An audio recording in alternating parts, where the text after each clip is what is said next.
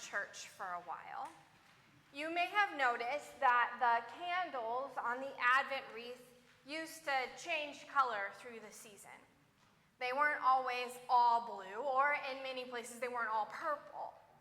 And if you've hung around with Catholics or Episcopalians this season, you might have even noticed that one of the candles is pink, well, rose-colored. Once, Advent and Lent were penitential fasting seasons of both similar character and similar length, 40 days plus Sundays. And that is a long season. And on the second to last Sunday of each season, we get a bit of a breather, a Sunday that kind of paused the doom and gloom and reminded people of the joyous feast toward which we were headed. Somewhat ironically, in Lent, we retained the length, but kind of got rid of the joy. And in Advent, we shortened it up. And on the third Sunday of Advent, even in churches that don't use a pink candle, we hear the instructions to rejoice always, every year. Many folks use the Latin word to describe this day, naming it Gaudete Sunday. And this year, my friends, I think we need some joy, like cup overflowing kinds of joy. So this is a Sunday about joy, not joy as the opposite of like sorrow and grief and our concerns, but joy that is a companion on our journey, joy that is the coming of Christ. So I thought about this and I had big plans, like rose-colored everything, but December is bananas, as you all know, and so all I came up with was a pink ribbon, a rose for Matt, because he loves this Sunday, and a song. A little bit of an earworm I'd like to pass along to you. You probably know this one, but if you don't, I think you'll catch on quick. My beautiful assistant is going to help me here. And it goes, I've got the joy, joy, joy, joy down in my heart, and the choir is going to be the Wares. All right, you ready? Let's give it a try. I've got the joy, joy, joy, joy down in my heart. Down in my heart. Down in my heart, I've got the joy, joy, joy, joy down in my heart. Down in my heart to stay. Nice. Next time we'll get the pitch from Matt before we start. Joy. I mean, we have to admit, too, at the same time, that it is odd to pair Gaudete Sunday, the Sunday for joy, with John the Baptist. At our Monday Bible study, somebody noted, as I have often done as well, that John the Baptist is always made to sound something like the revivalist preacher Jonathan Edwards, awfully proclaiming we are sinners in the hands of an angry God, right? But there's something about John the Baptist that's just not quite right? There's something strange about him, something adoringly bizarre. What was it that Churchill said about, he's looking at the events of World War II, and he says it's a riddle wrapped in a mystery inside an enigma. That's John the Baptist. And sometimes I think it's Matthew's and Mark's description of John, with his clothing of camel hair and his leather belt and the wild honey and the locusts that he ate. And those are all, I think, deeply symbolic for people of that time, but most of it is just lost on us. And he just comes off as, absurd, right? And I actually think that's the point. John the Baptist is using absurdity to point out the absurdity of the empire. Because the empire is absurd. The Roman Empire built highways to quickly move goods from its far-flung colonies to the heart of its capital, and then it told the peasants to use those highways to move the goods that the Romans wanted to consume. It overfished the seas, overfarmed the lands, and then taxed the fisher and the farmer on their ever-diminishing goods. Empire is absolutely absurd. The powers and principalities of this world are absurd. In Ghana, I saw how empire had built massive storehouses for one lucrative commodity: human beings. That's absurd, right? And so I think here is John the Baptist on the edge of the empire, and I think the farmers and the fishers and even weary soldiers and collaborators come out to him hoping for like a general who will lead them to fight back against the empire. And he basically says to them, "Oh, you cute little baby snakes, you don't even have your fangs yet," right? That's a brood of vipers, you cute baby snakes. Because it would be unconscionable to lead untrained fishers and farmers and accountants against the empire's elite forces. If this group wants the empire brought to its knees, it won't be by giving it a war. Instead, John gives the people essentially quiet quitting, right? The empire demands all of you and then demands you double it.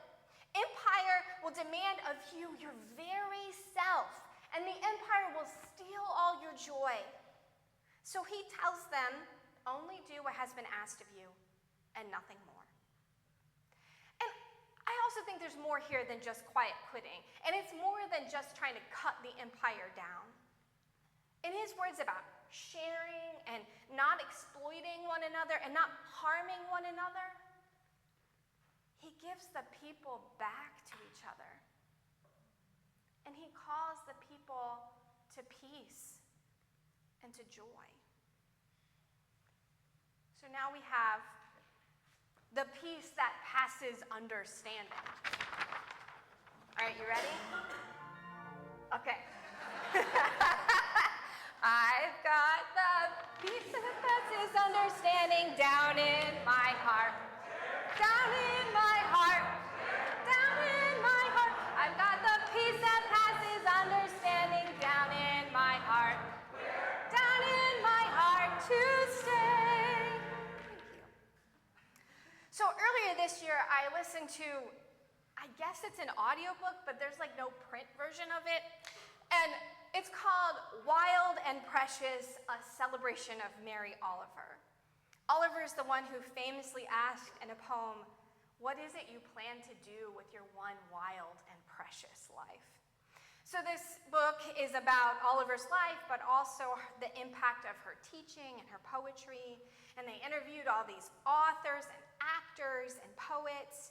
And I was already having like a fangirl moment. I'd had the audiobook on hold on Libby for like 24 weeks. So I was in this, right?